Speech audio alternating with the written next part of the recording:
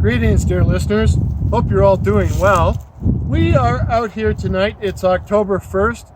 We're out here tonight to welcome the arrival of the harvest moon, the moon closest to the fall equinox, which is September 21st, the harvest moon. But unfortunately, after having blue skies all day, the clouds have rolled in and the moon is not visible. But hey, the moon operates on its own schedule, not mine. Now, October will be unique this year because we're going to have 2 full moons during October.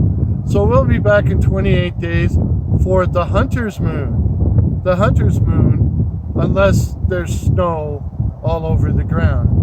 Now, the other reason we're out here tonight is because when we were out scouting locations the other night, we could hear great horned owls. Great horned owls hooting. And if you've never heard a great horned owl hoot, it's a very penetrating sound. It's something like this.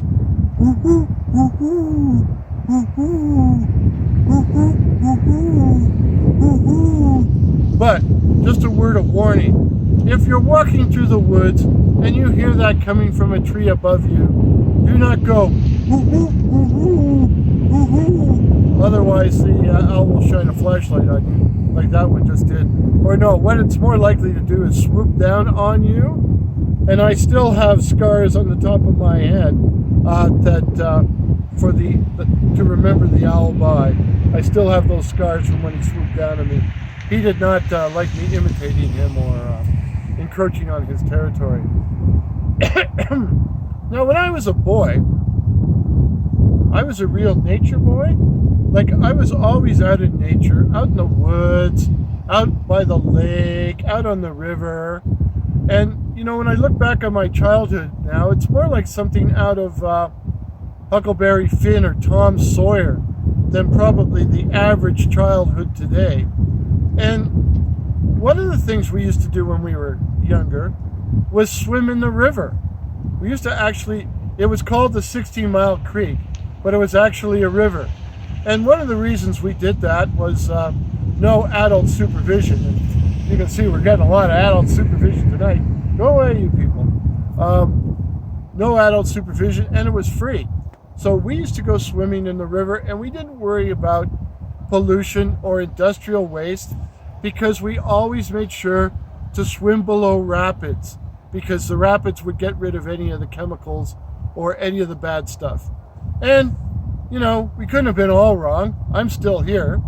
I glow in the dark from time to time, but, you know, I'm basically fairly healthy. But the best place to swim on the river was the swimming hole underneath the train bridge, where the water was maybe 15 or 20 feet deep, and it was a big area, so you could get 30 kids swimming in there at the same time. But like all good things in life, there was an issue. And the issue in this case was named Old Mose.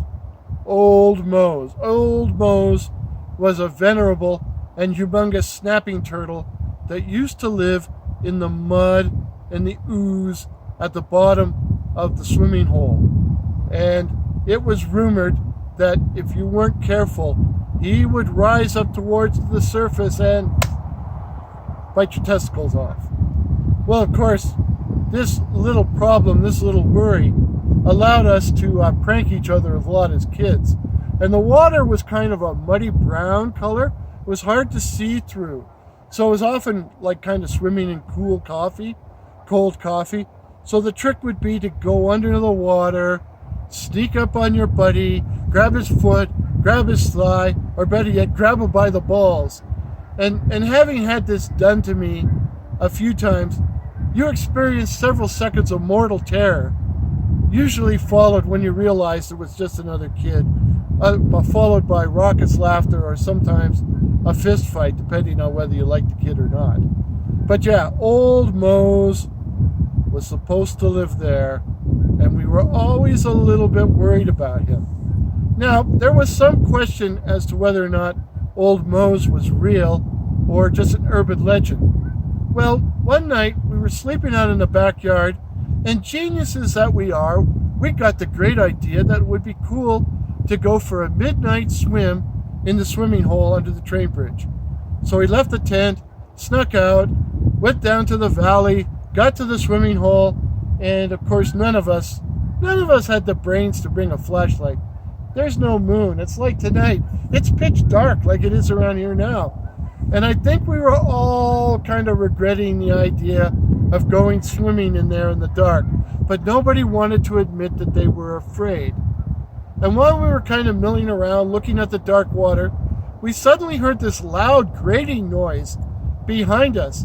And turning to look through the trees, we saw this huge gray shape about the size of a pickup truck moving low on the ground from out of the trees. And it seemed to be dragging something on the hard rocky soil which was causing the scraping noise. Something hard, like maybe a big shell. And I was sure I could see two red kind of discs, blood red kind of discs kind of shining in the dark, which I thought could be eyes. And it was moving towards us. It kind of had a circular shape, maybe like a shell, and it was moving towards us fairly rapidly. And we all yelled as one, "It's Old Moose!" And we took off. And we ran all the way back to the tent, where we stayed the rest of the night, or at least for 30 minutes. 30 minutes, half an hour. Probably went to Tim Hortons. You know, we weren't going to stay in the tent all night. Well, this new kid comes to town, Todd. And Todd is one of these know-it-all kind of guys. And when we tell him about Old Mose, he tells us it's a fairy story, a fairy tale. He doesn't believe it. And the first time he comes swimming with us, he's there in the swimming hole, and he's splashing and kicking his legs, and he's yelling, "Hey, Mose! Hey, Mose!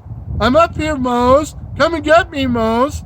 And of course I yelled to him that, hey, Todd, you should stop doing that. Otherwise, Old Mose is going to come up and get you by the balls. And he said, "I don't believe that Old Mose stuff. That's just a ow, ow, ow, ow, something bit me, ow!" Old Mose had risen from the bottom and had bit the right one right off. He bit the right one clean off. Oh, and old Todd has never been the same since. He's limp. He has trouble getting up. At least he still has the left one. I'm losing my voice. It's so horrible. At least he still has the left one. But now the left one has to do the work of two. Well, imagine going through life like that. I wouldn't want to go through life like that with just one big toe. Okay, now everybody, on the count of 3. 3, 2, 1, groan. If this is your first visit to my channel, my name is Warren, and I write and tell original ghost stories and original horror stories about cryptids, such as the Night Floaters, Werewolves, and Old Mose. I also tell terrible jokes and make awful puns, but they're occasionally funny, usually unintentionally. I'm now going to ask, so please consider subscribing regardless. I'm now going to ask the lovely and talented camera crew. Unfortunately, we have, oh, wait a minute. There does seem to be a little glare of brightness over there. So maybe we're going to get the moon after all. So I'm going to ask the lovely and talented camera crew to step over to see if we will get the moon finally making an appearance.